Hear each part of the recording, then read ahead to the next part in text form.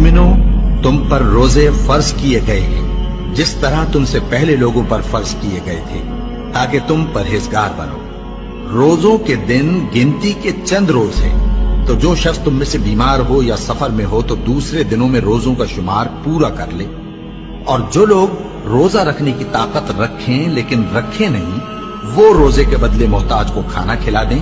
और जो कोई अपनी मर्जी से ज्यादा नेकी करे तो उसके हक में ज्यादा अच्छा है।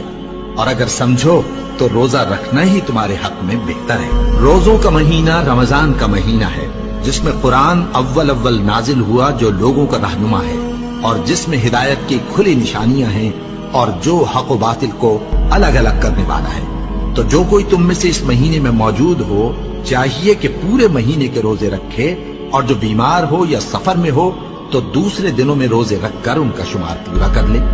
अल्लाह तुम्हारे हक में आसानी चाहता है और सख्ती नहीं चाहता।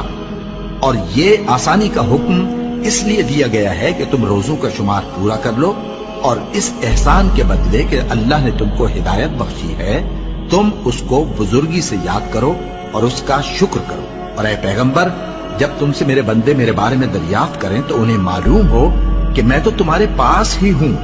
जब कोई पुकारने वाला मुझे पुकारता है तो मैं उसकी दुआ कबूल करता हूं।